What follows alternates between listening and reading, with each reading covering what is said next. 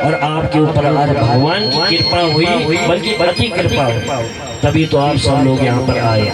गोस्वामी जी वर्णन करते हैं रामचरितमानस में कि अति हरि कृपा जाय पर होई, अति हरि कृपा जाय पर होई, अति हरि कृपा जाय पर होई, अति हरि कृपा जाय पर होई, अति हरि कृपा जाय पर होई, अति हरि कृपा जाय पर होई, पाँव देहि मार्ग सोही,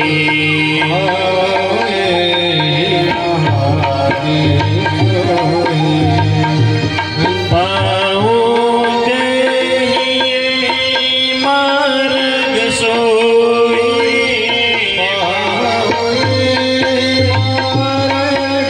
सोही, अति हरि कृपा जाय पर होई, अति हरि कृपा। आप लोग भी गाइए। मंगल भवलिया मंगल हारी, सभी लोग मधुर तालीम से मंगल भवलिया मंगल हारी,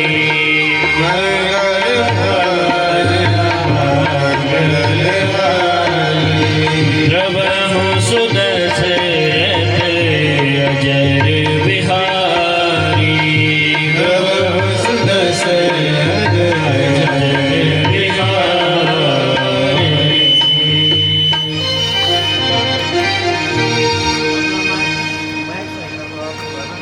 आवाज का फायदा नहीं उसकी और बताओ क्या मीठे वाली लागू पड़ी थोड़ा साफ हो जाए। बोली गजानन महाराज की, भक्तवत्सल भगवान की। तो गोस्वामी जी ने क्या बताया? अति हरि कृपा जाय पर होई, जिसके ऊपर गोविंद की, भगवान गणेश जी की अति कृपा होती है नारायण, वही भगवान की कथा को सुनने आते हैं। जिनके ऊपर गोविंद की, मेरे भगवान की, मेरे परमात्मा की अति कृपा नहीं होती है, वह चाह कर भी भगवान की कथा में नहीं बैठ पाते। वो केवल सोचते हैं कि आज पहला दिन है, कल दूसरा दिन है, तो दूसरे दिन जाएंगे, तीसरे दिन जाएंगे, लेकिन उनका जाना निश्चित नहीं होता है। क्यों? क्योंकि इन लोगों के ऊपर मेरे प्रभु की कृपा नहीं हुई है। कि गजानन के कथा में वही लोग आते हैं जिन्हें गजानन जी महाराज बुलाते हैं। अरे प्रभु की कथा में वही भक्त आ पाते हैं जिनको मेरे गजानन महाराज जी ने घर घर में जाकर के उनके हृदय पटल में निमंत्रण पत्र लिख दिया। वही तो जो मायावी जीव होगा, जो ज्यादा प्रपंचों में पड़ा रहता है, केवल निंदा चुगली जानता है करना, केवल वो लोग कथा में नहीं आते हैं। जो प्रभु का भक्त होगा, अनन्य प्रेमी होगा, वही परमात्मा की कथा का गुणगान श्रवण करने आता है। तो आप लोगों का हृदय से आभार। भगवान गणेश जी आपके घर में रिद्धि सिद्धि लेकर के निरंतर वास करें और आपके घर में सुख समृद्धि का हर तरह से वास हो। हम भगवान गणेश जी से यही प्रार्थना आप सभी के लिए करेंगे। बोलिए भक्तवत्सल भगवान की। कल की कथा हम और आप सभी ने श्रवण की। किसी को याद कहाँ तक कथा विराम हुई थी? कल की कथा जो हमारी विराम हुई थी वह वेद व्यास जी और भगवान के मध्य में क्या वार्तालाप हो रहा था गणेश जी के लिए।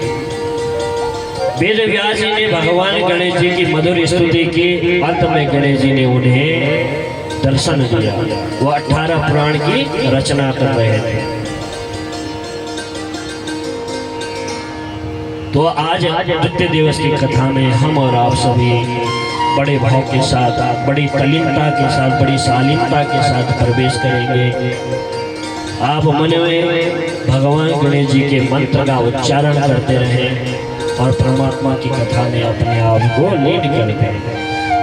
बोली भक्त वत्सल भगवान कि साधु साधु त्वया पृष्ठ पुण्यम वानासि साम्प्रतम् न हय पुण्यात्मा ब्रह्मन् कथायां श्रवणे रतिः। आज व्यास जी ब्रह्मा जी से कह रहे हैं, आपने हमें जो अन्य कथाएं सुनाई उसे सुनकर के मेरा मन को तृप्ति तो मिली लेकिन महातृप्ति नहीं। इसलिए मैं अब अन्य कथाएं आपके मुखारबिंद से श्रवण करना चाहता हूँ। ब्रह्मा जी ने वेद व्यास जी को कहा, मैं आपको आगे की कथा तो सुनाऊंगा, लेकिन जो पुण्यहीन पुरुष है संसार में, जिसके पुण्य नष्ट हो चुके हो, जिसके भाग्य नष्ट हो चुके हो, जो पापी पुरुष है, उसको कभी भी भगवान की कथा सुनने को नहीं मिलती। यहाँ पर ब्रह्मा जी ने वेद व्यास जी को यही बात कही कि श्लोक में कि साधु साधु तो या बार इसी श्लोक में बताया कि जिन लोगों का पुण्य नष्ट हो चुका हो वो लोग भगवान की कथा के अधिकारी नहीं बन पाते। भगवान की कथा के अधिकारी वही लोग हैं जिनके पुण्य शेष है, या अपने पूर्व जन्म में अच्छे कर्म किए होंगे या इस जन्म में अच्छे कर्म किए होंगे, जो आपको हरिद्वार जैसे धाम में कथा सुनने का सौभाग्य मिलता है।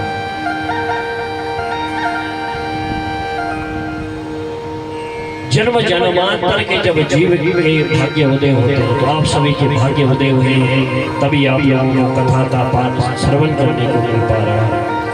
आज ब्रह्मा जी ने कहा, देखो आपने हमसे प्रश्न किया है कि आप हमें अन्य कथा श्रवण कराओ, मैं आपको अवश्य कथा श्रवण कराऊंगा। एक गुरु का अपने शिष्य के प्रति क्या भाव होना चाहिए? ऐसा भाव हो कि वह सोचे, वह गुरु अपने शिष्य के प्रति कि मेरा शिष्य क्या है, मेरे से भी श्रेष्ठ पद पर पहुंचे, उसे श्रेष्ठ क्या है दर्जा प्राप्त होता। ठीक उसी तरह एक माता पिता भी अपने बच्चों के लिए ऐसा ही चाहते हैं। तो आज वेद व्यास जी अब इस तरह से जब बार ब्रह्मा जी से जब अपने वचन रखे तो ब्रह्मा जी अब कहने लगे कि वेद व्यास जी, मैं आपको आगे भगवान के दिव्य जो गुप्त मंत्र हैं उन मंत्रों के विषय में बताऊंगा। जिन मंत्रों के उच्चारण करने से जिन जिन भक्तों का उद्धार हुआ है उन भक्तों के विषय में मैं आपको आगे बताऊंगा।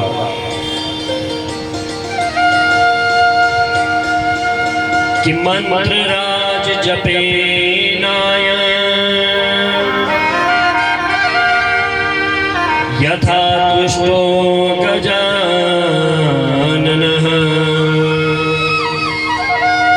कदाचित् देवयोगेन प्रलय समुपस्थिते।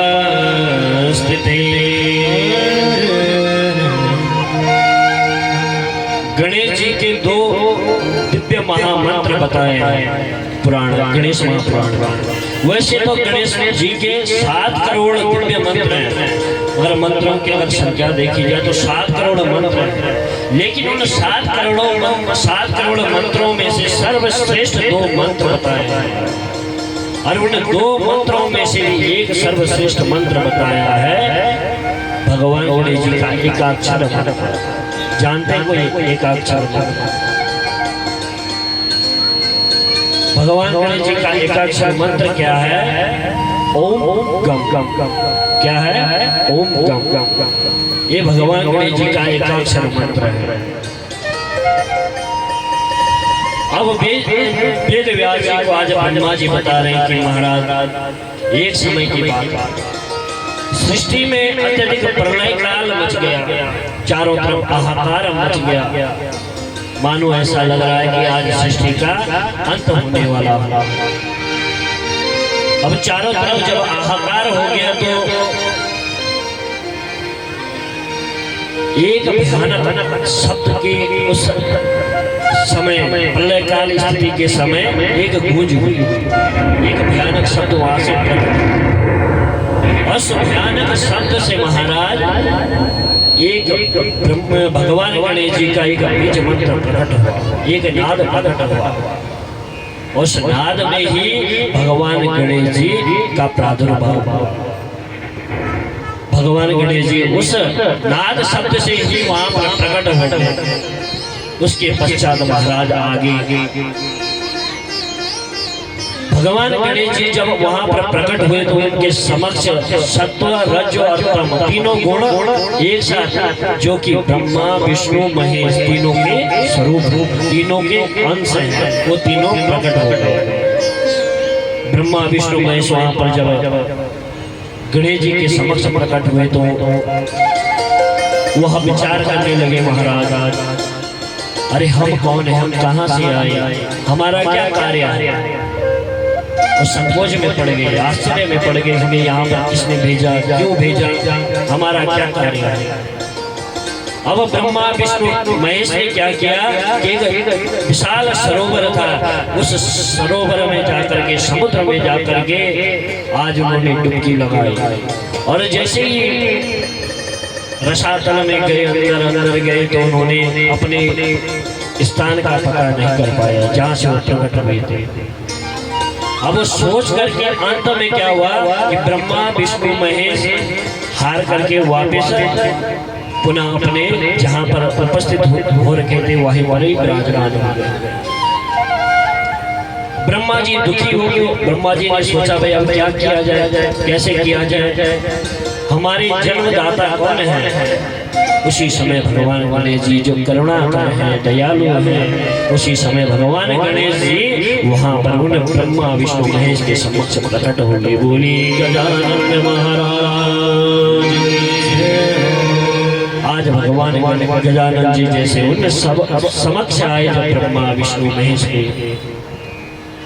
तो भगवान गणेश जी का ऐसा सुंदर स्वरूप था उस समय का महाराज कि जिसे देख करके आज ब्रह्मा विष्णु महेश क्या हो गए, बड़े प्रसन्न हो गए, बड़े बड़े हो गए। उसी समय महाराज ब्रह्मा विष्णु महेश ने हाथ जोड़ करके आज मधुर स्तुति का गान किया। किसका? भगवान गणेश जी का। बड़े सुंदर भाव से आज ब्रह्मा विष्णु महेश ने भगवान गजानन जी का स्तुति किया। हम सभी लोग भी मिलकर के भगवान गणेश जी का स्तुति करेंगे। बोलिए भक्तवत्सल भगवान की अजं निर्विकल्पं निराकारमेकं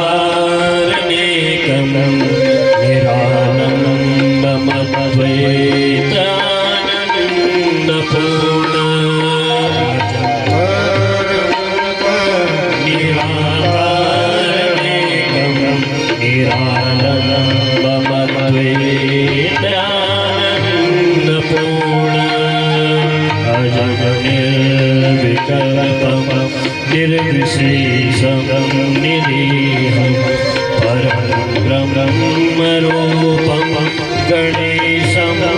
भजेमा अजं निर्विकल्पं निराकारमेकं निरालम्बमद्वैतानन्दपूर्णं।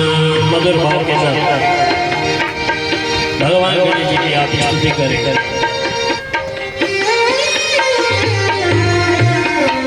आज ब्रह्मा विष्णु महेश आज भगवान गजानन जी की मधुर स्तुति कर रहे हैं। प्रभु हमें हमारे ऊपर आपने आज परम अपनी कृपा बरसाई है, तभी जाकर के आज आपके अद्भुत दर्शन हमको प्राप्त हुए हैं। आप सभी भी भगवान गणेश जी का ध्यान करें और उनका स्मरण अपने हृदय पटल पर करें।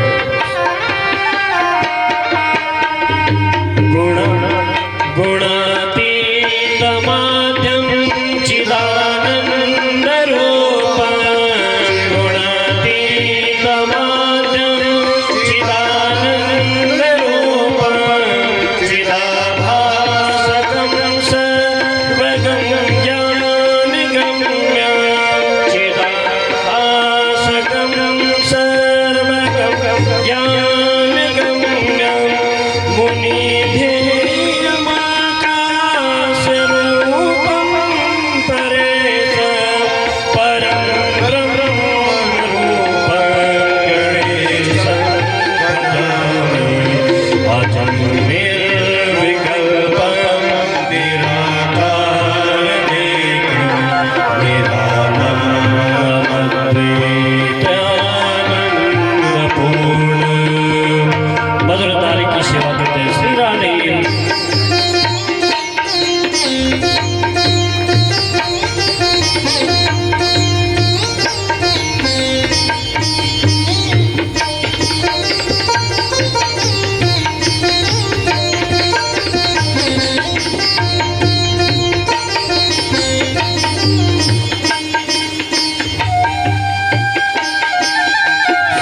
मधुर ताली की सेवा करते हुए अपने हृदय पटल पर भगवान गणेश जी का ध्यान करते हैं।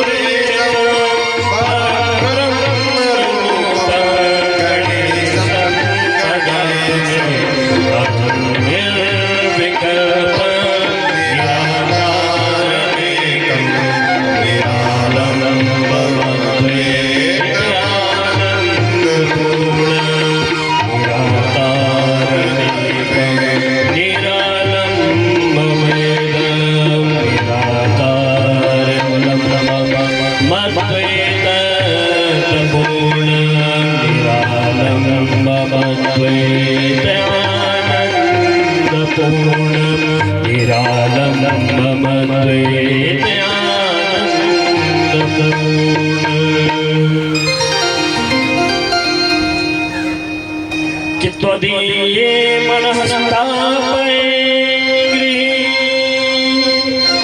युग में जनो विघ्न संतान पीड़ा लसत सूर्य बिंबे विसारे स्थितो यम जनो ध्यान बाधां कथां लवेद। गजानन महाराज की। आज जब इस प्रकार से मधुर स्तुति किसने की, ब्रह्मा विष्णु और महेश, तो आज भगवान गणेश जी बड़े प्रसन्न होंगे और भगवान ने कहा कि हम आपकी इस मधुर स्तुति से, इस मधुर स्तवन से बड़े प्रसन्न हैं आप बताएं कि आप क्या हमसे वर मांगना चाहते हैं।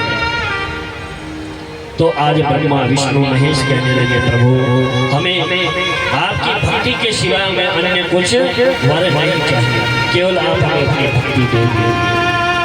भगवान ने कहा, भाई हम तो आपको अपनी भक्ति प्रदान करेंगे, लेकिन साथ ही हम आपको एक और वरदान अपनी तरफ से दे देते हैं कि आप तीनों सृष्टि का कार्य करें।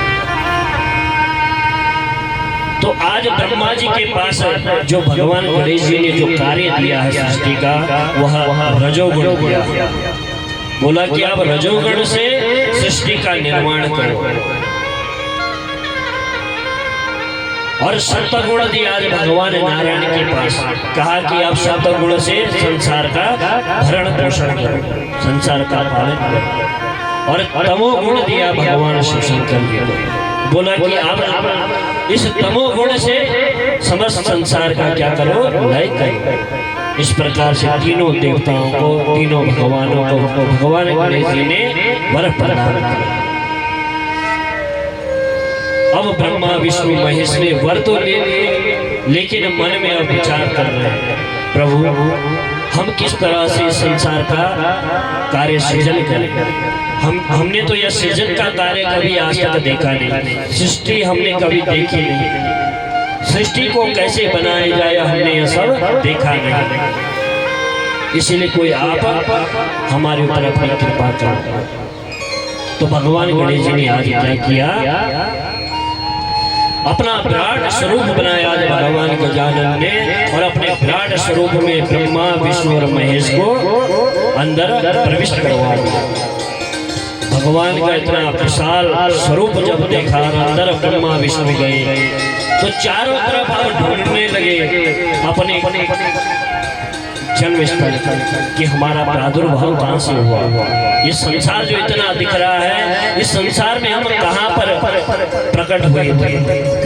अब खोजने लगे पूरे ब्रह्मांड। भगवान के हृदय में क्या है, भगवान के पेट में जो भगवान के अनेक रसातल थे महाराज। आज गणेश जी की ऐसी माया हुई कि ब्रह्मा विष्णु महेश जब रसातल में गए, लेकिन उन्होंने पुनः उस अपनी प्राकट्य स्थल को नहीं जब देख पाए, तो पुनः दुखी होने लगे, चिंता करने लगे। अब जब चिंता करने लगे तो पुनः भगवान गणेश जी की स्तुति कर रहे हैं कि वंदे देव देवं गणेश ब्रह्मांडानामेव संख्यायनं अप्रोडूनां सागरे वाजसाना का संख्याता शंकराणां च तीरे। आज मधुर स्तुति कर रहे हैं प्रभु, आप अनंत स्वरूप वाले हैं भगवान गजानन जी। आपकी माया को कोई संसार में नहीं जान पाता। भगवान गणेश जी की जब तक कृपा न हो तब तक हमारे कोई कार्य सिद्ध नहीं हो सकते।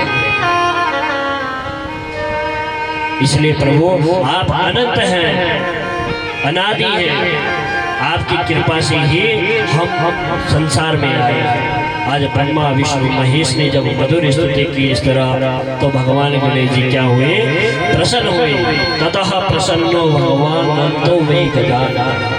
भगवान गणेश जी प्रसन्न हुए उनसे और कहने लगे, भाई हम आपके समक्ष अब आ गए हैं, आपको भय करने की आवश्यकता नहीं। पुनः आज भगवान गणेश जी ने अपने जो अंदर जब अपने शरीर में जब उन्हें प्रविष्ट करवाया, तो अपने शरीर से बाहर उनको निकाला। ब्रह्मा जी को अपने नासिका छिद्र से और विष्णु और महेश को अपने कानों के रंध्रों से बाहर निकाला। अंत में जाकर के वो भगवान के चरणों में अपने आप को समर्पित करके आज भगवान गणेश जी ने जब उन्हें कहा कि आप सृष्टि का कार्य करें, तो आज जब सृष्टि का कार्य कौन कर रहे हैं, भगवान ब्रह्मा जी। क्योंकि रजोगुण सृष्टि का कार्य किसके हाथ में दे रखा है, ब्रह्मा के हाथ में। और ब्रह्मा जी जब सृष्टि का कार्य कर रहे हैं तो उनके हृदय में क्या अभिमान आ गया। वो सोच रहे हैं अपने आप को कि भाई हमने अब सब कुछ जान लिया है, अब मुझे सृष्टि कार्य करने में कोई भी परेशानी नहीं आई। तो उन्होंने सबसे पहले भगवान गणेश जी का वंदन नहीं किया। अब जब सृष्टि कार्य कर रहे हैं तो 7 कुमारों को पहले उन्होंने उत्पन्न किया, उनसे कहा कि आप सृष्टि का कार्य करो, लेकिन उन्होंने ब्रह्मा जी का वाक्य नहीं। फिर 7 कुमारों को और उत्पन्न किया, लेकिन उन्होंने भी ब्रह्मा जी के वाक्य का पालन नहीं किया। ब्रह्मा जी दुखी हुए। आज ब्रह्मा जी जब दुखी हुए तो उन्होंने पुनः उसके पश्चात और सृष्टि जब की तो उसके पश्चात हिंसक जीव प्रकट हो गए और हिंसक जीव सारे ब्रह्मा जी को खाने के लिए दौड़ पड़े। अब ब्रह्मा जी तो घबराते घबराते छिप रहे उनके डर के मारे, भय में कहाँ जाए, किसके पास जाए। ब्रह्मा जी को लगा भाई अब क्या किया जाए। ब्रह्मा जी तब अंत में आकर के भय से एक पुष्प के पीछे छिप गए और वहां से भगवान गणेश जी की स्तुति करने लगे। प्रभु कि न चायुषं स्वल्पं विविध जनने सत्तमनसो न मे तत्त्वज्ञानं भवजलाधिकारं सुविमलम्। हे प्रभु न चायुष्य स्वल्पम, मेरी आयु कितनी है, मेरी आयु तो क्षणभर की है। आप चाहे तो मुझे 100 वर्ष तक जीवित रखें, आप चाहे तो मुझे 1 वर्ष तक जीवित रख सके। आपकी जैसी इच्छा होती है, आपके ही फलस्वरूप हम सृष्टि में आते हैं। आप आदि हैं, अनादि हैं। इसलिए ही गजानन हमारे ऊपर कृपा कीजिए, इन हिंसक जीवों से मेरी रक्षा कीजिए। सृष्टि का कार्य जो मैं कर रहा था प्रभु, उसमें मेरी सहायता कीजिए। भगवान गणेश जी प्रसन्न हुए ब्रह्मा जी की वाणी को सुन करके। भगवान ने आज उन्हें कहा कि आप अपना कार्य जो है निर्विघ्न पूर्ण करिए, हम आपकी इस स्तुति से बड़े प्रसन्न हैं। आज जैसे ही महाराज हुआ पुनः सृष्टि का जब कार्य कर रहे थे तो उसके पश्चात आगे सृष्टि का कार्य करते करते उन्हें अत्यधिक थकान, किसको, ब्रह्मा जी को। अब एक स्थान पर जाकर के वह शयन करने लगे ब्रह्मा जी। अब शयन में उनको स्वप्न आया क्या कि उद्दीयाय वटं पश्य वटं पश्येति सुंदर श्रुत्वेति वचनं ब्रह्मा पुनश्चिंता मवापस। आज ब्रह्मा जी को स्वप्न आया और स्वप्नों में क्या देखा ब्रह्मा जी ने, एक रसातल में एक वृक्ष को देखा। उस वृक्ष के पत्ते पर एक छोटा सा अबोध बालक सोया हुआ था।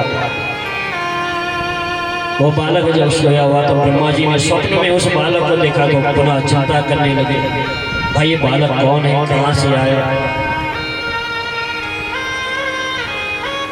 इस प्रकार से जब चिंता करते करते जब बहुत समय बीत गया तो अंत में ब्रह्मा जी के ऊपर उस छोटे से अबोध बालक ने अपनी सूंड से रसातल से जल निकाला और उसके ऊपर जैसे ही डाला ब्रह्मा जी के ऊपर तो ब्रह्मा जी की स्वप्न की अवस्था दूर हो गई। ब्रह्मा जी पुनः विचार करने लगे, भाई अब मैं क्या करूं, ये छोटा सा बालक मैंने क्या देख लिया है। उसी समय भगवान गणेश जी जब ब्रह्मा जी को चिंता में डूबते हुए देखा तो भगवान गणेश जी आज ब्रह्मा जी के समक्ष पुनः आ गए और कहा कि एवं संशयमापन्न स्तत्र पत्रे बालकं लघु। कि हे ब्रह्मा जी, स्वप्न में जिसने आपको दर्शन दिया ये कोई और नहीं अपितु मैं ही गजानन हूँ, मैं ही विघ्न विनायक था। मैंने आपको अपना स्वरूप बालक स्वरूप दिखाया है। आप चिंता न करें, आप सृष्टि का कार्य निरंतर करते रहें, लेकिन सृष्टि का कार्य आप करेंगे उससे पूर्व में आपको एक मंत्र का उपदेश देता हूँ। आज भगवान गजानन ने उन्हें एकाक्षर मंत्र का उपदेश दिया। ओम गम गम गम गम भगवान का क्या है? एकाक्षर मंत्र गणेश जी का। आप इस एकाक्षर मंत्र लेकर के सबसे पहले तपस्या करें। आज ब्रह्मा जी ने तपस्या प्रारंभ की।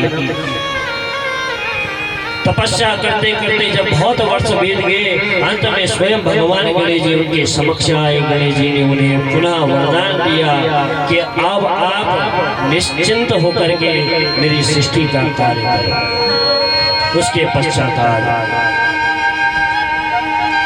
ब्रह्मा जी ने क्या है, भगवान की मधुर वाणी को सुनकर के सृष्टि का कार्य सृजन प्रारंभ किया। बोली भक्त वत्सल भगवान की।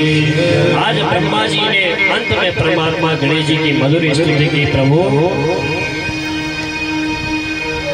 कस्तत कार्यमास सृष्टि पूर्वयाता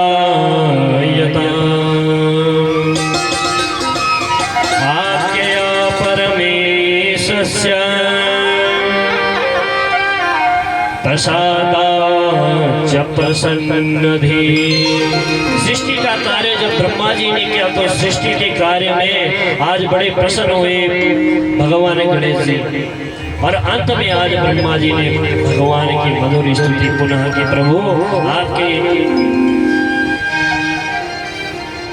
आपके इशारों के बिना संसार में कुछ भी एक पत्ता भी नहीं हिल पाता। हे प्रभु, आपने मेरे ऊपर अपना अति अनुकंपा की है। और आज भगवान की मधुर स्तुति का गान भगवान ब्रह्मा जी और गणेश जी की कर रहे हैं। बोली भक्तवत्सल भगवान की। सभी लोग मधुर तालियों की सेवा करते हुए भगवान गणेश जी की मधुर स्तुति करेंगे, भगवान नाम का संकीर्तन करेंगे। हर सांस में हो सुमिरन तेरा, यूं बीत जाए जीवन मेरा। हर सांस में हो सुमिरन तेरा, यूं बीत जाए सांस में हो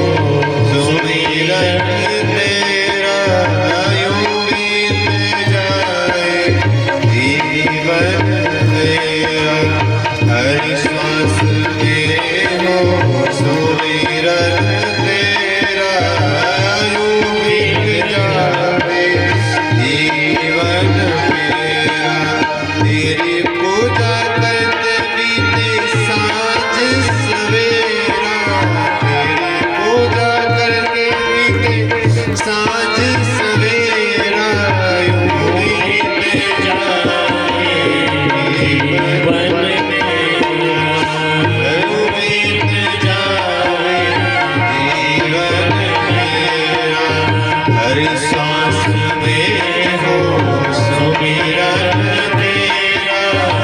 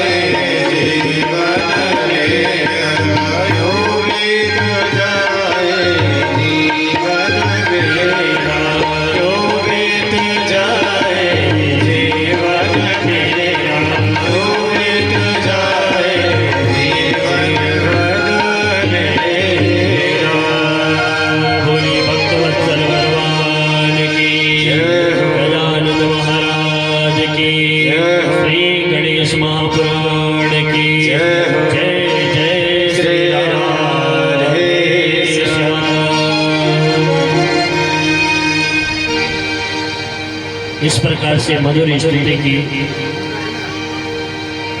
गणेश महापुराण में आज ब्रह्मा जी ने बताया है वेद व्यास जी को कि जब मैंने सृष्टि की रचना की तो मैंने सृष्टि की रचना करते समय अपने मुख से अग्नि और ब्राह्मण को प्रकट किया था।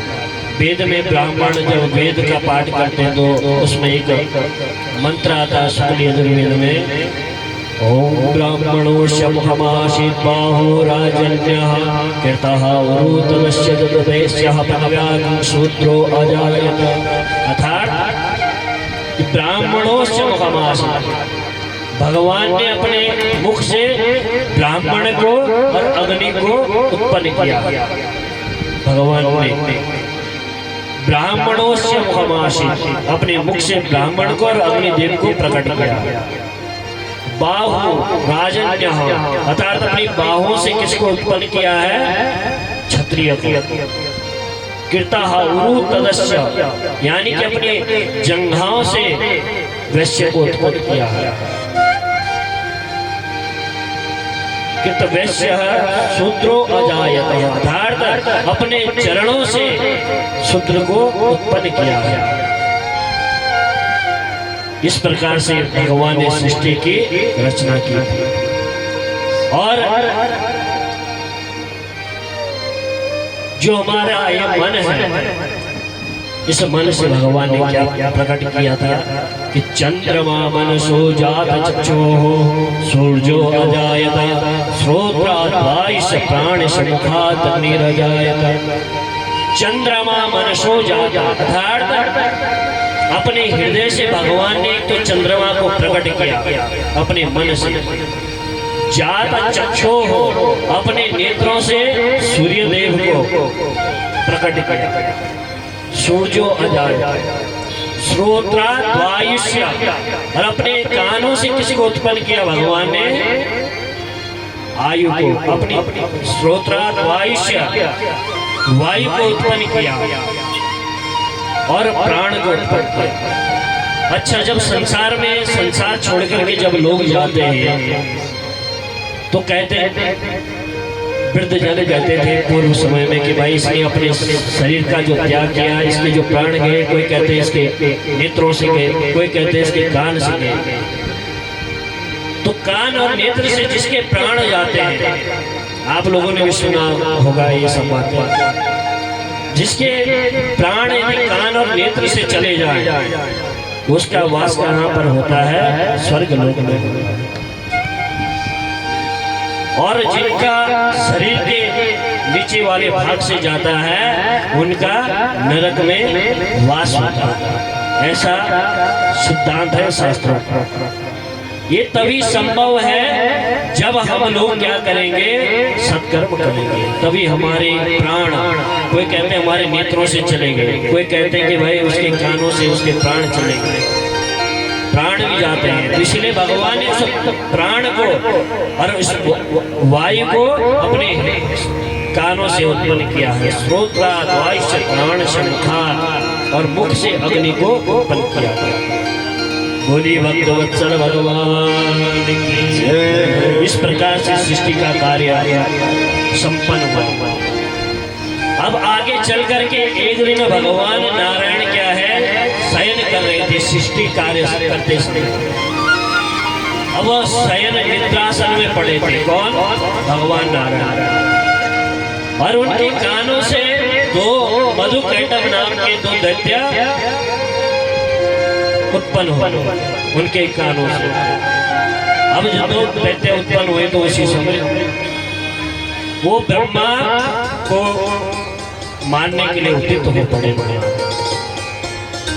अब ब्रह्मा जी उनके भय के कारण सीधे दौड़े दौड़े देवताओं के पास गए, भगवान शंकर के पास गए, दौड़े दौड़े कहा प्रभु मेरी रक्षा करो। लेकिन अंत में क्या हुआ?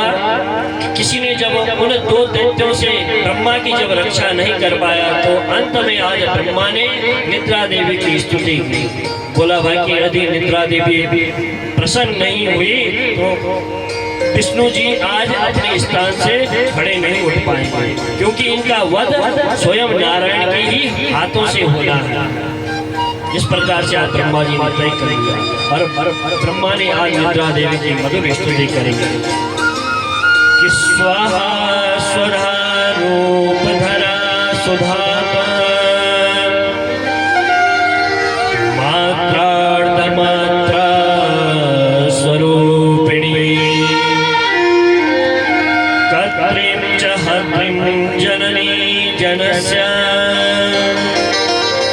सतो असतः शक्तिरसि त्वमेव। बोलिए निद्रा देवी की। अच्छा, निद्रा देवी की जय है। माता जी का क्या है स्वरूप है निद्रा देवी का। अच्छा, दुर्गा सप्तशती का पाठ किस किस ने अपने घर में करवाया है, स्वयं किस किसने किया है? दुर्गा सप्तशती का पाठ किया है आपने कभी? अच्छा, तो उसमें जब पंचम अध्याय में वर्णन आता है माँ के समस्त क्या है समस्त स्वरूपों का, तो उसमें 5वें अध्याय में क्या बताया है कि या देवी सर्वभूतेषु निद्रा रूपेण संस्थिता नमस्तस्यै नमस्तस्यै नमस्तस्यै नमो नमः। यानी कि निद्रा कौन है? देवी भगवती का ही स्वरूप है निद्रा। यदि किसी को नींद नहीं आ रही, समझो कि देवी उनसे रुष्ट हो जाती है। आपने करोड़ों सब कुछ जोड़ लिया, हमने यहाँ पर अपना सब कुछ जोड़ लिया, लेकिन रात को ठीक तरह से नींद नहीं आ पा रही, तो समझना कहीं पर देवी प्रकोप हो, कहीं पर देवी हमसे रुष्ट हो रखी है, जो हमको ठीक तरह से नींद नहीं आ रही। रात को हम सारा दिन कमाने और खाने में लगे रहते हैं, लेकिन ठीक तरह से यदि जीव रात को सो ना पाए, 2-2 बजे तक अगर फोन चलेगा तो नींद कहाँ से आएगी?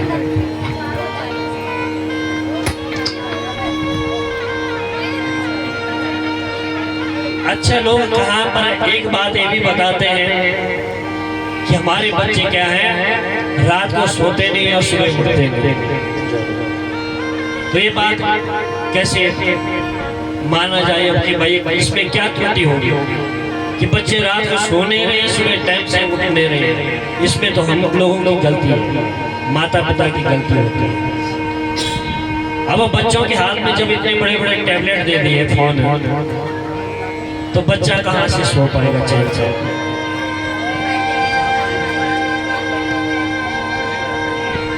बच्चों को हमेशा क्या है प्यार प्रेम भी करना चाहिए, लेकिन साथ ही बच्चों को हमेशा डांट फटकार के भी रखना चाहिए। कथा में सुनने का अधिकार जितना आप लोगों को है, उतना ही अधिकार आपके बच्चों को भी है। अपने बच्चों को ला करके बैठाओ। रात्रि के समय जब यहाँ पर वो चलता है, क्या बोलते हैं, मतलब वो झांकियाँ आदि जब होती हैं, तो जिन लोगों ने कभी अपने जीवन में कुछ नहीं देखा, वो भी झांकियों को देखने के लिए आ जाता है। भाई यहाँ पर रात के समय क्या हो रहा है, इतनी भीड़ है। और दिन में ऐसे बोलो इनको क्या यहाँ पर बैठ जाओ कथा सुनने के लिए, तो कोई नहीं बैठेगा। क्यों? क्योंकि उनके प्रारब्ध ठीक नहीं है।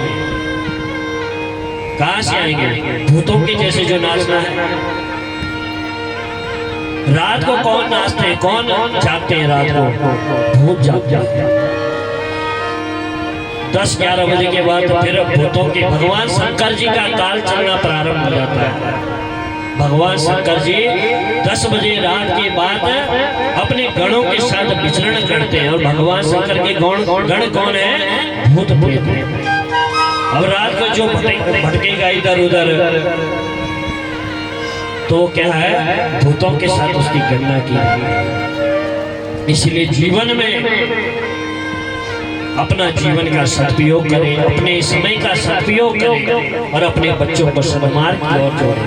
अपने बच्चों को धर्म शिक्षा उन्हें प्रदान करवाएं, कथाओं में उनको बैठाएं।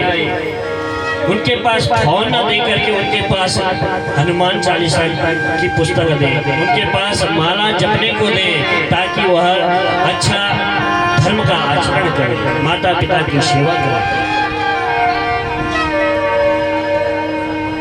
तो हम कहाँ पर इस समय कथा में थे कि निद्रा देवी जिसके ऊपर क्या है रुष्ट हो जाती है, फिर उस जीव को, उस व्यक्ति को ठीक तरह से नींद नहीं आ पाती। वृद्धावस्था में भी ऐसी ही कुछ आदमी की स्थिति बनी रहती है। बोलिए भक्तवत्सल भगवान की। मधुकैटभ दैत्य को देख करके आज बड़े बड़े दुखी हुई। निद्रा देवी की स्तुति की, निद्रा देवी प्रकट हो गई। निद्रा देवी ने उसी समय भगवान नारायण को जगाया शयन अवस्था से, और आज नारायण जी उसी समय महाराज नारायण ने अपना पंचजन्य शंख बजाया, और शंख की आवाज सुनकर के आज मधुकैटभ दोनों जो दैत्य थे वहां युद्ध की घोषणा को जान करके, समझ करके आज युद्ध करने के लिए नारायण के पास चले गए। बोलिए भक्तवत्सल भगवान की।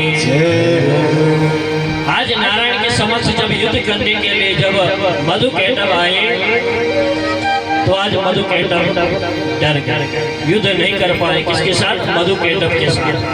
और डरते हुए अंत में सीधे वन में चले गए। वन में उन्होंने एक गंधर्व का भेष बनाया। एक गंधर्व जो संगीत में क्या था, बड़ा निपुण था। उसका जब उन्होंने स्वरूप बनाया, मधुर संगीत की जब ध्वनि बजने लगी वन में, तो जितने भी जीव थे वन के सभी उस संगीत को सुन करके मुक्त हो गए। अब भगवान शंकर जी के कानों में वह संगीत की जब ध्वनि गई, तो शंकर भगवान ने उसी समय अपने दो दूतों को भेजा, भाई जाओ, भगवान शंकर के जो संगीत में जो निपुण है वह है पुष्पराज। उसी समय दोनों वहां पर गए और पुष्पराज को भेजा महाराज, जो गायन में बड़े क्या है, पुष्पदंत उनका नाम था। पुष्पदंत को भेजा कि जाओ और उस जो संगीत का गान कर रहा है उसको मेरे यहाँ पर लेकर के आओ। आज पुष्पदंत और निकुंभ नाम के जो भगवान के दो गण थे, दोनों जाकर के विष्णु के पास गए और उनसे कहा, प्रभु आप हमारे स्वामी के पास चलिए, आप जो भी हैं, आपका संगीत का जो ध्वनि यंत्र थी मेरे प्रभु को बड़ी अच्छी लगी है, तो आप मेरे परमात्मा के पास चलिए। उसी समय भगवान नारायण उन दो गणों के साथ भगवान के शिवलोक को चले गए। बोलिए शिव शंकर भगवान की। आज जैसे शिवलोक में गए तो वहां पर भगवान शिव ने आज उनका यथोचित स्वागत सत्कार किया, उन्हें आसन दिया, उन्हें बैठाया और कहने लगे आज आप नारायण भगवान शंकर जी से कि ततो जगत सहरीरद्य में सफलम जनो यतोद्य दर्शनम तेद्य भूत धर्म कामार्थ मोक्षम। हे प्रभु, आपकी कृपा से ही मुझे आपके आज दर्शन हो पाए। प्रभु मैं आपकी शरण में आया हूँ, आज मेरा मनोरथ आप पूर्ण करें। जब उनका स्वागत सत्कार किया, उनकी स्तुति जब भगवान शंकर जी ने सुनी, तो भगवान शंकर जी के समक्ष आज स्वयं नारायण अपने स्वरूप में प्रकट हो गए। बोलिए लक्ष्मी नारायण भगवान की। भगवान शंकर से आज नारायण ने अपनी मन की बात कह डाली, प्रभु मेरे कर्ण रंध्रों के माध्यम से दो मधुकैटभ नाम के दैत्य उत्पन्न हुए हैं। वो सबसे पहले ब्रह्मा को खाने के लिए पड़े, फिर उसके पश्चात जब मैंने अपना शंख बजाया पांचजन्य, तो वह मेरे साथ युद्ध करने के लिए आ गया। लेकिन मैंने 5000 वर्ष तक उनके साथ युद्ध किया, लेकिन मैं फिर भी नहीं जीत पाया। भगवान शंकर ने कहा, देखो भाई, आप इसीलिए युद्ध में निपुण इसीलिए नहीं हो पाए उनके साथ, इसीलिए नहीं जीत पाए क्योंकि आपने भगवान गणेश जी की आराधना नहीं की। सबसे पहले किसकी पूजा होती है? भगवान, जोर से बोलो, किसकी? जोर से, जोर से, जोर से। बोलिए गजानन महाराज की कि वक्रतुंड महाकाय सूर्यकोटि समप्रभा निर्विघ्नं कुरु मे देव सर्वकार्येषु सर्वदा। यदि अपना कार्य किसी को निर्विघ्न पूर्ण संपन्न करना है तो उसे सबसे पहले भगवान गणेश जी को प्रसन्न करना होगा। हे नारायण, आपने भी क्या है भगवान गजानन जी को प्रसन्न नहीं किया, इसलिए आपके साथ विघ्न बाधाएं पड़ी, इसीलिए आप भगवान गणेश जी को प्रसन्न करें। नारायण ने कहा प्रभु मैं प्रसन्न तो करूं, लेकिन किस तरह से भगवान गणेश जी को प्रसन्न करूं? भगवान गणेश जी प्रसन्न कैसे होते हैं, इस विषय में मुझे आप बताइए। तो आज भगवान शंकर जी ने कहा कि देखो, यदि आपको गणेश जी को प्रसन्न करना है तो आप गणेश जी के दिव्य एकाक्षर दिव्य षडाक्षर मंत्र का जाप करें। भगवान गणेश जी के षडाक्षर मंत्र का उपदेश आज शंकर जी ने नारायण जी को दिया। भगवान गणेश जी के षडाक्षर जो मंत्र है वह आप लोगों को पता भी होना चाहिए। भगवान गणेश जी का जो षडाक्षर मंत्र है वह वक्रतुंडाय हो, ये भगवान गणेश जी का षडाक्षर मंत्र है। इस मंत्र से आप भगवान गणेश जी की आराधना तपस्या करो, इसी से ही भगवान गणेश जी प्रसन्न हो सकते हैं। आज षडाक्षर मंत्र लेकर के आज तप करने के लिए भगवान नारायण चले गए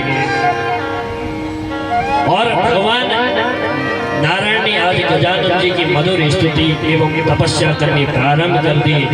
और जैसे ही तप किया उसी समय उस तप के प्रवाह से भगवान गणेश जी नारायण के समक्ष प्रकट हो गए। बोली भक्तवत्सल भगवान की आज भगवान गणेश जी ने कहा भाई नारायण, आपने आज हमारी इतनी मधुर स्तुति की है, हम आपसे बड़े प्रसन्न हैं, मांगो हमसे क्या वर मांगना चाहते हो। तो उस वर के विषय में आज नारायण जी बोलने लगे प्रभु मुझे कुछ नहीं चाहिए, मुझे केवल आप अपने चरणों की प्रीति दो। मैं हमेशा आपको क्या है मैं भूल जाता हूँ, मैं आपकी भक्ति करने से हमेशा वंचित रह जाता हूँ, इसलिए प्रभु मुझे अपनी भक्ति का ज्ञान प्रदान करो। और हम लोग होते यदि तो भगवान से अपना कारोबार मांगते, अपना घर व्यापार मांगते, हम तो कोई छोटी सी सूक्ष्म पूजा भी घर में करें तो उसके पीछे भी हमारा क्या है कोई स्वार्थ छिपा रहता है। गोस्वामी तुलसीदास जी ने इस विषय में बताया है कि बिनु स्वार्थ करई नहीं प्रीति, बिना स्वार्थ के कोई भी संसार में किसी से प्रीति नहीं करता, सबका अपना अपना स्वार्थ। आज भगवान गणेश जी ने कहा देखो मैं आपको अपनी भक्ति तो प्रदान करूंगा, लेकिन साथ ही आपके अन्य मनोरथ को भी मैं पूर्ण करूंगा। आज के बाद आपको कोई विघ्न बाधा नहीं सताएगा। आज मधु कैटभ के विषय में नारायण ने आज भगवान गणेश जी को बताया प्रभु कि ममेव योग निद्राते श्रुति अमलम समोद्भव मधुकैटभो महासत्तो कंख दुखितो मुद्यतो। प्रभु जब मैं शयन कर रहा था उस समय मेरे कर्ण रंध्रों से दो महान दैत्य उत्पन्न हो गए, उन्होंने समस्त लोगों में हाहाकार मचा दिया। ब्रह्मा जी को भी उसने भय से भगा दिया, डरा दिया भय से, यहाँ तक कि मुझे भी उन्होंने परास्त कर दिया युद्ध में। इसीलिए प्रभु हम आपकी शरण में आए हैं, हमारे मनोरथ को पूर्ण करें, ऐसा आप कोई हमें वरदान दे जिससे हम उन दैत्यों का नाश कर पाए। भगवान ने कहा देखो मैं आपकी मधुर स्तुति से बड़ा प्रसन्न हूँ। आपको मैं एक सुंदर एकाक्षर मंत्र देता हूँ। उस एकाक्षर मंत्र से आप अपनी बाण को सिद्ध कर। हमने आपको अभी पूर्व कथा में बताया था एकाक्षर मंत्र, किसी को याद है? याद है किसी को? हाँ, बहुत अच्छी बात। ओम गम गम, ये भगवान गणेश जी का एकाक्षर मंत्र है। गम गम, ओम नहीं लगाया जाता है, केवल गम गम। एकाक्षर मंत्र भगवान गणेश जी का है। गम। बोलिए गजानन भगवान की। एकाक्षर मंत्र भगवान ने दिया। आज नारायण को कहा कि तुम अपनी बाण को इस एकाक्षर मंत्र से सिद्ध करो और उसी से ही दैत्यों का नाश करो। आज भगवान की मधुर स्तुति करने के पश्चात आज स्वयं दोनों दैत्यों के पास नारायण चलेंगे प्रसन्न होकर। दैत्यों से कहा, भाई हम आपके साथ अब युद्ध करने के लिए तैयार हैं परिपूर्ण तरीके से। अब तो कहने लगे महाराज। दोनों दैत्य बड़े प्रसन्न हुए। दोनों दैत्यों ने कहा, देखो नारायण, हम आपके साथ युद्ध करेंगे। हमने देखा कि आप बड़े बलवान हैं, बड़े शक्तिशाली हैं, आप बड़े निर्भीक हैं। हम आपके साथ युद्ध करेंगे, लेकिन हम चाहते कि हम आपको कोई वरदान दें। बोलिए भक्तवत्सल भगवान की। हम आपको वरदान देना चाहते हैं। कौन सा वरदान? हम आपको ऐसा वरदान दें कि आप जो भी अपने मन में जो भी आपकी कामना हो, उस कामना को लेकर के हम आपके समक्ष अभी आए। कौन बोल रहे हैं? मधुकैटभ। हम आपको वरदान देना चाहते हैं। नारायण ने कहा, प्रभु नारायण ने कहा जो मधुकैटभ से, देखो हम आपसे वरदान जरूर लेंगे, लेकिन कौन सा वरदान लेंगे कि आप हमें केवल यही वरदान दो कि हमारे हाथों से आप दोनों का वध हो जाए। दोनों दैत्यों ने कहा, भाई आपने बड़ा कठिन वरदान मांग लिया है, हम आपके वरदान को कभी नकारेंगे नहीं। आपने जो कह दिया हम आपका मनोरथ अवश्य पूर्ण करेंगे। हम अपने सत्य से कभी हटेंगे नहीं पीछे, लेकिन एक शर्त है उसके साथ, हमारा वध तो करोगे, लेकिन ऐसे स्थान पर हमारा वध करना, ऐसे स्थान पर जहां पर जल ना हो। कि यत्र नोर्वी जलमयी तत्र नो जहि माधवः सर्वं त्याजो नो सत्यं सत्ये सत्ये सर्व प्रतिष्ठितम्। जहाँ पर जल ना हो उस स्थान पे हमारा वध होगा। हमने आपको ऐसा वरदान दे दिया। लेकिन सत्यम सत्यम, मैं बार बार यही वचन कहता हूँ। मधुकैटभ कह रहे हैं नारायण जी से कि हम सत्य का कभी त्याग नहीं करेंगे, हम अपने सत्य पर टिके रहेंगे। देखो उस समय के वो दैत्य थे, वो भी सत्य के लिए क्या है, अपने जीवन को समर्पित कर देते थे। उन्होंने कहा, भाई हम अपने शरीर का त्याग कर सकते हैं, लेकिन सत्य का त्याग नहीं कर सकते। और आज घर घर में लोग झूठ बोल रहे हैं। प्रत्येक व्यक्ति फोन में झूठ बोल रहे हैं। फोन से भी बड़ा क्या है, लोगों को हानि की प्राप्ति होती है। फोन में भी लोग ज्यादा झूठ बोलने लग गए हैं। घर घर में भी माता पिता से बालक जो उनके बच्चे हैं वो भी झूठ बोल रहे हैं। कितना झूठ, कितना अधर्म हो रहा है संसार में। एक दैत्य है, वो दानव होकर भी वो सत्य का त्याग नहीं कर रहे। और हम और आप सभी लोग जितने भी संसार वासी हैं, वो सत्य का क्या करते हैं, त्याग करते हैं। अधर्म को अपने मन में ज्यादा उसको बढ़ावा देते हैं, सत्य का हम लोप करते हैं। इसी कारण से आज गोस्वामी तुलसीदास जी ने सत्य की वंदना रामचरितमानस में कही कि सत्य क्या है कि धर्म न दूसरे सत्य समाना, धर्म न दूसरे सत्य समाना, धर्म न दूसरे सत्य समाना, धर्म न दूसरे सत्य समाना, धर्म न दूसरे सत्य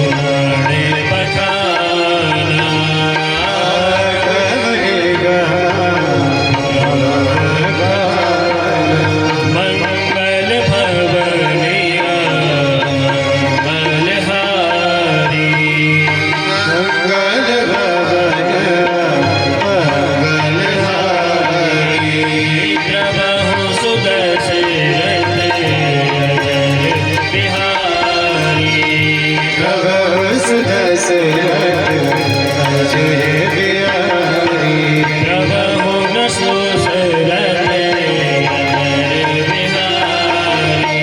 प्रभु दशरथ अजय बिहारी भक्तवत्सल भगवान की वेदों ने क्या कहा है कि धर्म न दूसर सत्य समान। सत्य के समान कोई दूसरा धर्म नहीं। यदि हम सत्य का हमेशा पालन करते हैं तो संसार में हमारी क्या है, बड़ी प्रधानता होती है, हमारी विजय होती है। भगवान भी हमारी रक्षा करते हैं, भगवान भी हमारा साथ देते हैं। सत्य में किसका वास माना गया है?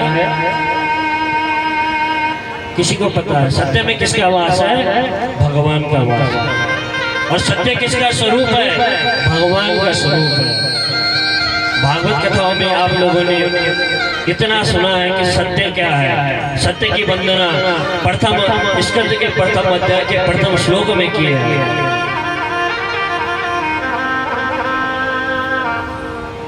कि सत्यम व्रतम सत्य परम त्रिसत्य सत्यस्य योनि निहितं च सत्य सत्यस्य सत्यविद्य सत्यनेत्रं सत्यात्मकं तं शरणं प्रपन्ना। सत्य की वंदना भागवत जी में भी 3 जगह की है। तो सत्य ही भगवान का स्वरूप है कि साच बराबर तप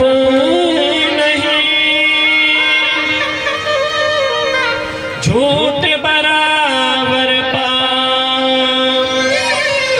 जाके हृदय साच है आके हृदय भगवान किसके हृदय में वास करते हैं? जिसके हृदय में क्या है? सत्य है, जो सत्य से हमेशा ओतप्रोत रहता है। आज उन दैत्यों ने सत्य वचन का पालन किया। अंत में भगवान नारायण ने अपना सुदर्शन चक्र धारण करके उनको एक मुष्टिका का प्रहार करके उन्हें मूर्छित किया और अपने जंघाओं पर दोनों को मधुकैटभ को बैठा करके अपना सुदर्शन चक्र से उनका क्षण भर में संहार कर डाला। बोलिए भक्तवत्सल भगवान की श्री गणेश महापुराण की गजानन महाराज की। आज भगवान नारायण ने परमात्मा की मधुर स्तुति की। प्रभु आपकी ही पावन कृपा से यह सब कुछ मेरा आज कार्य सफल हुआ। आज भगवान गणेश जी की मधुर स्तुति के लिए आप सभी लोग मिलकर के भगवान गणेश जी को रिझाने का प्रयास करेंगे। सभी लोग तालियों की सेवा देंगे और साथ ही भगवान गजानन जी का स्मरण अपने हृदय पटल पर करते रहें। बोलिए गजानन भगवान की मेरा आपके पास सब काम हो रहा है।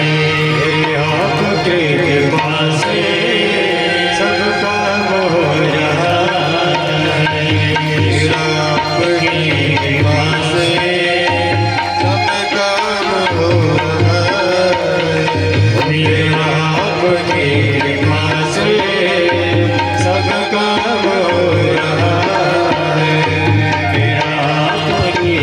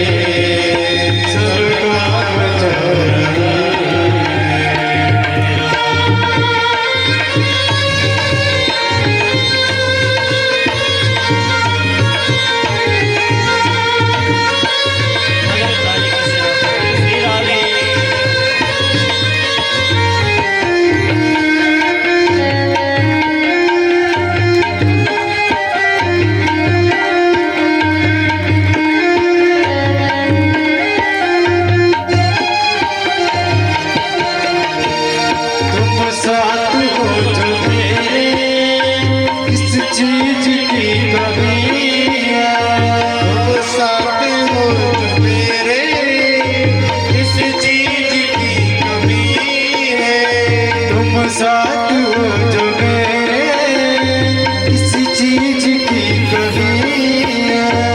तुम साथ हो जो मेरे किस चीज की कमी है। किसी और चीज की अब दरकार ही नहीं है। किसी और चीज की अब दरकार ही नहीं है। किसी और चीज की अब दरकार नहीं है। तेरे साथ से तेरे साथ से पल पाओ रहा है। तेरे साथ से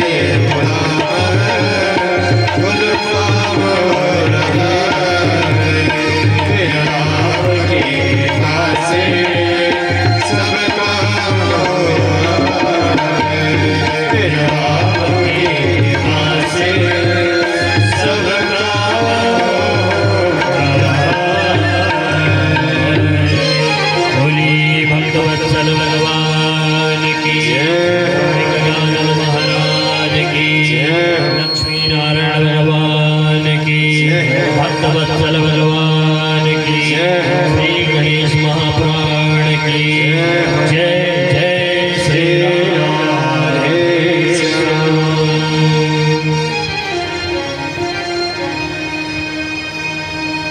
उधर भृगु ऋषि आज सोमकांत राजा को जो कथा सुना रहे हैं। भृगु ऋषि ने आज सोमकांत से कहा, मैं आपको आगे अन्य कथा का पान कराऊंगा। आप सभी ध्यान पूर्वक इस पावन कथा का श्रवण पान करें। उधर ब्रह्मा जी वेद व्यास जी को यह कथा सुना रहे हैं और नैमिषारण्य भूमि में कौन किसको एक कथा सुना रहा है, किसी को याद है?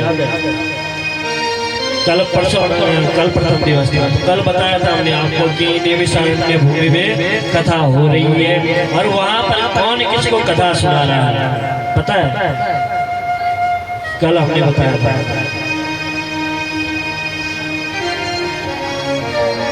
किसी को याद है? आज का सुना, आज का यहीं पर छोड़ दो। कल सुनोगे, कल वहीं पर छोड़ दोगे।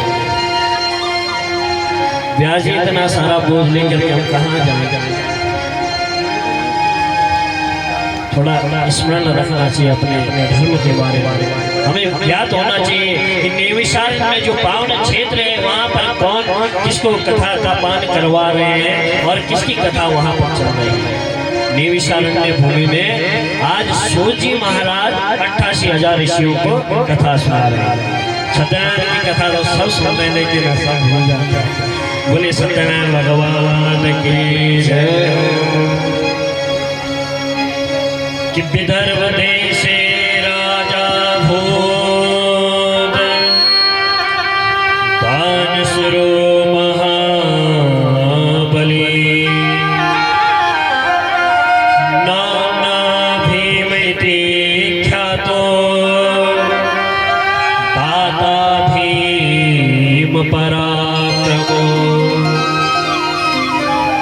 सूजी महाराज 88,000 ऋषियों को बताते हैं। उधर भृगु ऋषि जी सोमकांत को बता रहे इस पावन कथा का पाठ कि एक विदर्भ देश था। उस देश में एक भीम नाम के एक ब्राह्मण, एक भीम नाम के एक राजा रहते थे। उन राजा का क्या है, सब कुछ संपन्न था। वह बड़े ज्ञाता थे, बड़े धर्म के तत्व ज्ञाता थे, बड़े धर्म शास्त्र के ज्ञाता थे, सभी चीज को मानने वाले थे।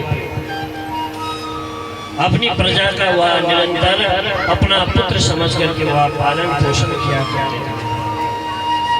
इसकी आवाज बढ़ा दो थोड़ा, आवाज बहुत ज्यादा। तो उन्होंने कहा कि यह जो वेद व्यास जी ने आज जब ब्रह्मा जी से पूछा उधर कि यह राजा कौन था और इनके विषय में अब आप हमें विस्तार पूर्वक से बताइए। तो आज ब्रह्मा जी ने वेद व्यास जी से कहा, हे ब्रह्मर्षि, हे तपोनिष्ठ, जो ये भीम नाम के जो राजा थे, इनकी एक सुंदर धर्मपत्नी थी कि तस्य भार्या महाभागा नामना भुज्जारुहासिनी। उनकी एक धर्म पत्नी थी, बड़ी सुंदर थी, बड़ी सुशील थी, बड़ी पतिव्रता थी, बड़ी धर्मव्रता थी। हमेशा धर्म कर्म में हमेशा क्या है, अपने आप को रंग रखती थी। लेकिन क्या है, किसी के पास भगवान ने यदि सब कुछ दिया है तो भगवान कहीं ना कहीं उसके पास कुछ न कुछ कमी कर देते हैं। भगवान किसी को संसार में सर्वगुण संपन्न नहीं बनाते। दोनों राजा रानी सब कुछ अपना जीवन बड़े आनंद पूर्वक निर्वाह कर रहे थे महाराज। लेकिन भाग्यवशात क्या है, उनके कई वर्ष बीत गए, लेकिन अपुत्रादेव योगेन जाता सा वरुण। उन दोनों क्या है कि वो दोनों संतान ही हो। कई यत्न किए उन्होंने संतान को प्राप्त करने के लिए, लेकिन उनकी कोई संतान नहीं करता। भाई, जिस घर में संतान ना हो, जिसके पुत्र ना हो, उसका जीवन क्या है, व्यर्थ है। वो चाहे स्त्री हो चाहे पुरुष हो। संसार में जब हम यहाँ आए तो परमात्मा ने हमें किस चीज के लिए भेजा? यहाँ पर सृष्टि का कार्य सृजन करने के लिए भेजा। तो आज यहाँ पर दोनों को बड़ी ग्लानि हुई। भाई, क्या किया जाए? हमने इतना धर्म कर्म कर लिया, इतने जब तब कर लिए, यज्ञ अनुष्ठान कर लिए, लेकिन आज तक हमारी कोई संतान नहीं हुई। क्योंकि संतान के बिना घर भी क्या है, अधूरा। घर में यदि हमारे नाती पोते ना हो, हमारे बच्चे ना हो, तो हमारा घर भी क्या है, अधूरा। कि दिग्जीवितम प्रजाहीनम विग्रहं च प्रजामिना दिग्धनं चान्यपत्यस्य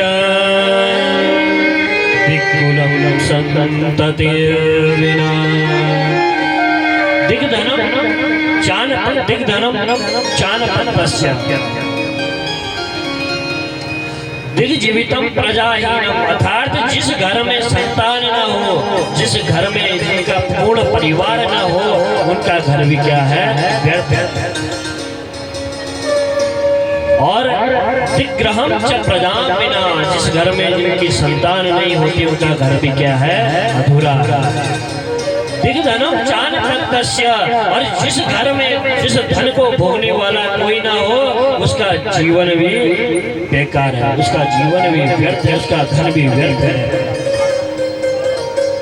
दिग्धनम चान्यपत्यस्य दिक्कुलं सन्ततिर्विना, और जिस कुल में संतान नहीं होती है, वह कुल भी क्या है, बेकार है, उस कुल को भी बेकार माना गया है। इसीलिए संतान होनी भी बहुत जरूरी है।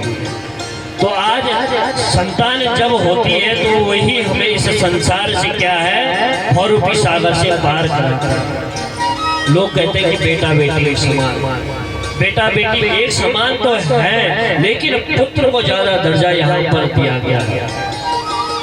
क्षमा चाहेंगे, यहाँ पर हम किसी का व्यक्ति विशेष किसी व्यक्ति वाचक संज्ञा का प्रयोग नहीं कर रहे हैं, लेकिन जो पुरुष है, जो पुत्र है, उसका जरूरी उत्पन्न होना जरूरी है। क्यों? क्योंकि उससे क्या है, अपने पूर्वजों का, अपने पितरों का क्या है, उसके ही द्वारा उद्धार हो सकता है।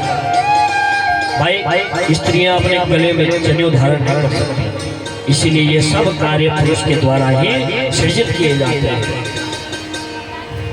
जो अपने कुल को उद्धार कर दे, अपने कुल का, जो अपने कुल के पितरों का जो उद्धार कर दे, उसी को ही पुत्र कहते हैं। यदि इसकी परिभाषा देखी जाए तो पुनाम प्रायते पुत्रः, जो पुनाम एक नरक है। हमने आपको कल नरकों का वर्णन बताया था कि नरक कितने होते हैं, किसी को याद है कितने? बहुत अच्छी बात है। 28 नरक होते हैं, तो उन 28 नरकों में से एक सबसे बड़ा भयानक जो नरक है, यह पुनाम नाम का एक नरक है। और इस नरक से अन्य कोई संसार में पार नहीं करवा सकता है। केवल पुत्र के द्वारा ही उनके पूर्वज उससे उद्धार हो सकते हैं, पुत्रों के माध्यम से। जो पुनाम नरक से जो उद्धार करवा दे, इति पुत्र, वही तो पुत्र है। तो राजा को आज बड़ी ग्लानि हुई कि भाई हमारा पुत्र नहीं हुआ अभी तक, हमने बहुत कुछ यज्ञ अनुष्ठान कर लिए हैं। मन में सबकी आशंकाएं ज्यादा रहती हैं। यदि घर में कन्या हो जाए और पुत्र ना हो तो बड़ी मन में ग्लानि होती है प्रत्येक व्यक्ति को। वैसे स्त्री के बिना तो संसार क्या है, सृष्टि नहीं चल सकती है। सृष्टि की जो सृष्टि का जो सृजन होता है वह एक स्त्री के माध्यम से होता है, लेकिन उसमें पुरुष का होना अति आवश्यक है। तो आज इसी तरह से आज महाराज बता रहे हैं कि जो पुनाम नरक से जो तार दे वही पुत्र होता है। राजा रानी को बड़ी ग्लानि हुई। अपना नगर छोड़ करके जब जाने लगे तो दो अपने मंत्रियों को बुलाया और दोनों मंत्रियों से कहा कि आप मेरे नगर की सुरक्षा करें, मेरे राज्य का आप ध्यान रखना। मैं अपने राज्य को छोड़ करके जा रहा। आज महाराज दोनों राजा रानी अपने नगर को छोड़ करके वन की ओर प्रस्थान कर गए। वन में गए तो वन में रह करके दोनों ने कठिन तप किया। राजा रानी का जो उनका क्या था, उनका जो सुख था वह सुख उन्होंने अपना सब कुछ अपने नगर में ही छोड़ दिया था। और कंद मूल आदि फल खा करके वह 4-4 दिन तक भूखे रह करके 5वें दिन वह केवल भोजन वो कंद मूल फल पाते। इस प्रकार से उनका जीवन निर्वाह हुआ। तो एक दिन क्या हुआ कि सरोवर में वह जल लेने के लिए जैसे वो गए तो वहां पर एक कुशा आसन पर बैठे हुए उन्होंने एक विश्वामित्र ऋषि को देखा। विश्वामित्र ऋषि को जब देखा तो उन्होंने उनको साष्टांग प्रणाम किया और साष्टांग प्रणाम करके वो बोले,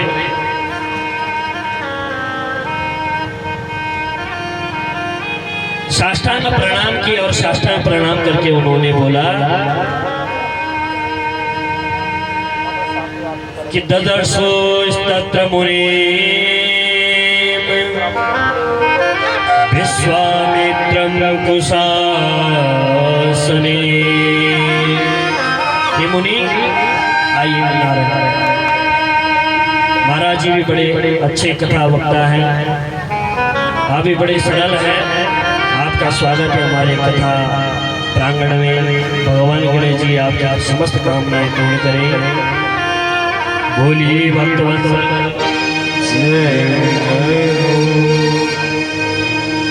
बोलिए व्यास जी महाराज की।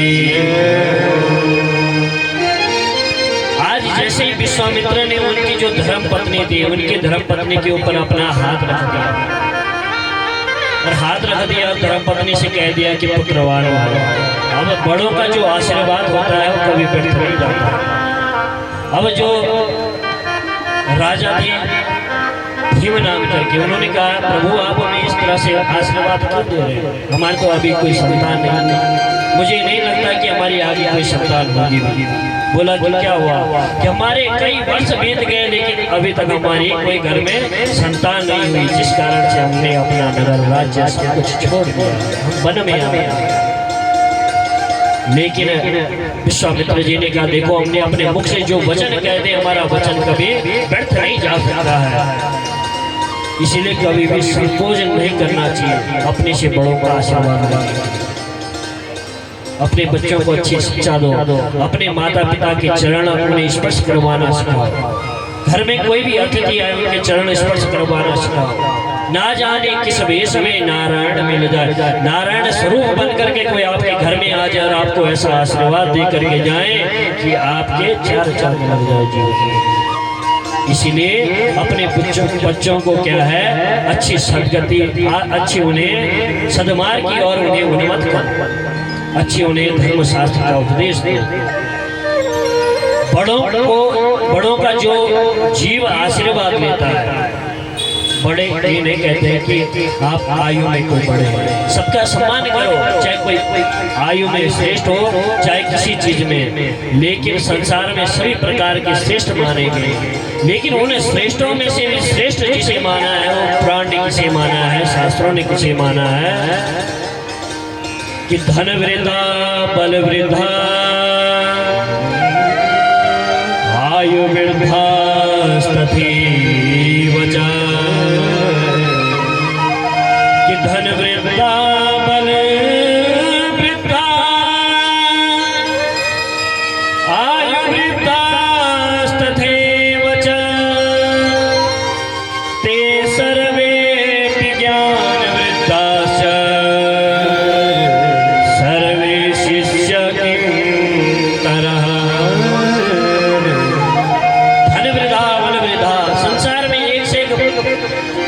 बड़े होते हैं, कोई धन में श्रेष्ठ होता है, कोई बल में श्रेष्ठ होता है, कोई वायु में श्रेष्ठ होता है, आयु में श्रेष्ठ होता है। लेकिन सबसे श्रेष्ठ किसे माना है कि ज्ञान वृद्धास तथैव च, जिसके पास ज्ञान है, शास्त्रों ने पुराणों ने उसे ही श्रेष्ठ माना है। इसीलिए सबका सम्मान करके चले, किसी को ना छोटा समझे ना किसी को बड़ा सोचे। हम भजन रोज करते हैं, भजन क्या करते हैं कि जो भी तेरा प्यारा हो मेरे दिल का प्यारा हो, मेरे सर का ताज मेरी आंखों का दुलारा, जो भी तेरा प्यारा हो। संसार में जो भी भक्त हैं सब समान है, जो भी जीव है सब समान है, सबको समान समझना चाहिए। और लेकिन जो ज्ञानी पुरुष होते हैं, विद्वान पुरुष होते हैं, उनके चरणों में नतमस्तक होना चाहिए हमेशा, क्योंकि बड़ों का आशीर्वाद लेने से और ज्ञानी जनों का आशीर्वाद लेने से चार चीजें बढ़ती हैं। क्या क्या? ध्यान से सुनो कि अक्षतम विप्रहस्ताश्च यो गृह्णाति नरः सदा चत्वारि तेषा वर्धन्ते आयुर्विद्या यशोबला। बोलिए भक्तवत्सल भगवान की। समझ आ रही है ना हम क्या बोलना चाहते हैं? आप भी अपने बच्चों को ऐसे ही सदमार्ग में जोड़ के रखें, बड़ों का आशीर्वाद उन्हें सिखाएं लेने के लिए। जो बड़ों का आशीर्वाद लेते हैं, ज्ञानी जनों का आशीर्वाद लेते हैं, उनकी चार चीजें बढ़ती। कौन कौन से? चत्वारि पेशा वर्धन्ते, आयुर्विद्या यश और बल। क्या क्या? आयु, विद्या, यश और बल, ये चार चीजें बढ़ती हैं। और चारों चीजें जीवन में जीव के लिए अत्यधिक आवश्यक है। इसीलिए अपने संतान को हमेशा अच्छी शिक्षा दो और बड़ों का आशीर्वाद लेने के लिए उन्हें हमेशा प्रेरित करना चाहिए। धर्म शास्त्रों के चरणों में झुकने के लिए हमेशा उन्हें प्रेरित करना चाहिए। बोलिए भक्तवत्सल भगवान की। राजा ने कहा, महाराज मेरे पूर्व जन्म के ना जाने कौन से ऐसे मेरे से पाप कर्म हो गए जिस कारण से मेरे संतान नहीं हुई। भाई हम यहाँ पर जो संसार में जो भी दुख सुख भोगते हैं ये सब हमारे प्रारब्ध होते हैं कि पूर्व जन्म कृतम पापम तब पापे दुष्करम। कि पूर्व जन्म के जो भी हमारे पाप हैं वही हमारे पाप और पुण्य बने होते हैं, उन्हीं से हम सुख दुख भोगते हैं। कि राजन आप चिंता न करें, आपने पूर्व जन्म में क्या किया मैं आपको आपकी पूर्व जन्म की कथा सुनाता हूं। बोली गजानन महाराज की। आज पूर्व जन्म की कथा आज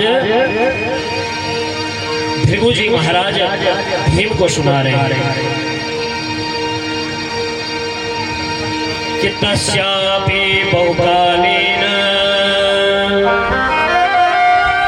सुरे को भवन नृपा अथ तस्या भवते हो मूको बधिरे वचः। जो पूर्व जन्म में भीम नाम का जो पुत्र था वह बलभ के पुत्र हुए पूर्व जन्म में, राजा बलभ। तो उस समय में क्या थे, वह गूंगे थे। राजा बलभ के जो पुत्र हुए वो गूंगे निकले, वधीर थे। तो सब कुछ जब उनके पास, जब इस तरह से जब उनके शरीर से दुर्गंध आ रही थी उनके बालक से, तो उन्होंने उस बालक का क्या कर दिया, दोनों दंपतियों ने त्याग कर दिया। बहुत समय लगाया उनके उपाय करने के लिए, लेकिन उन्होंने उसका त्याग कर दिया और स्वयं आनंद से रहने लगे। जिस बालक का त्याग किया वह बालक कुपित होकर के उसने अपने माता पिता को श्राप दे डाला कि आपने मेरा त्याग किया है, जिस प्रकार से आप भी अगले जन्म में क्या है बधिर हो जाए, आपकी भी कोई संतान ना हो अगले जन्म में। उस बालक ने अपने माता पिता को श्राप दे डाला कि तुमने मेरा त्याग कर दिया, इसीलिए मैं आपको भी श्राप देता हूँ कि आपका जो अगला जन्म हो वो बिना पुत्र के हो, और यदि पुत्र भी होगा आपका तो बड़ा भयानक दुष्ट प्रवृत्ति का होगा। इस प्रकार के जब उन्होंने साप अपने माता पिता को दिया तो वह बालक दुखी होकर के अपना जीवन उन्होंने वन में वहीं पर ही निर्वाह करके अपने शरीर का उन्होंने वहां पर त्याग कर दिया था। भृगु मुनि ने इस प्रकार की कथा भीम को सुनाई थी। कहा कि राजन, आपके पूर्व जन्म के जो ये कर्म हैं, उन्हीं कर्मों के आधार पर आप आज ये फल पा रहे हैं। इस प्रकार से महाराज सुंदर कथा का उन्होंने भीम जी को, भीम राजा को वर्णन करवाया उनके पूर्व जन्म का वृतांत।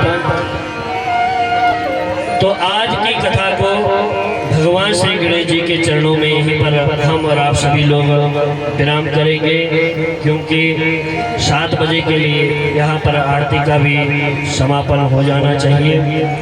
और वैसे देखो कि कथा में हमेशा विलंब होता है।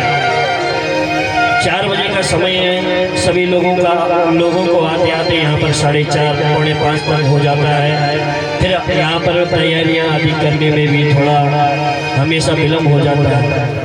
अब 1-2 घंटे में कथा का जो भी हमारे मुख से भगवान गणेश जी का जितना भी गुणगान हो पाता है, आप सभी लोग मन भाव को स्थिर करके वह कथा का गुणगान ऐसे ही निरंतर अब कल से करते रहे।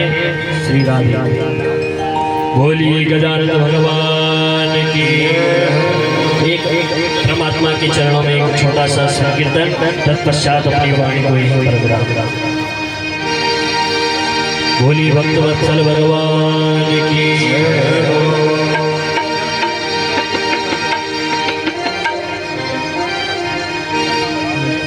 मधुरे मधुरे नाम सीताराम सीताराम, मधुरे मधुरे नाम सीताराम सीताराम, मधुरे मधुरे नाम सीताराम सीताराम, मधुरे मधुरे नाम सीताराम सीताराम, मधुरे मधुरे नाम सीताराम सीताराम,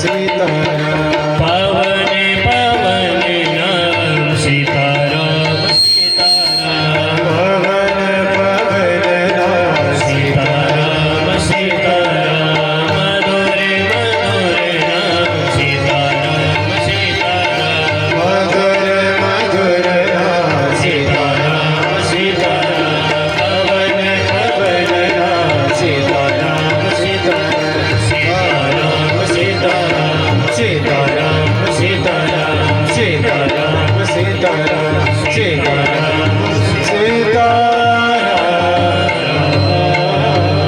बोले सीताराम भगवान की श्री गणेश महापुराण की भक्त वत्सल भगवान की आज की आनंद की वेद व्यास भगवान की सभी संतन की सभी भक्तन की जय जय जय श्री राधे जय जय श्री राधे जय जय श्री राधे श्याम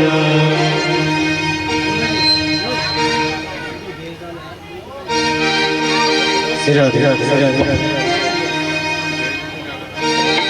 हरि ओम चंद्रमा मनसोजादित्यसो सूर्यो जायतः श्रोत्राद्वास्यकालसमुखाद्विरजायतः जय गणेश जय गणेश देवा माता जी की पार्वती पिता महादेवा जय गणेश देवा माता जी की पार्वती पिता महादेवा जय गणेश देवा माता जी की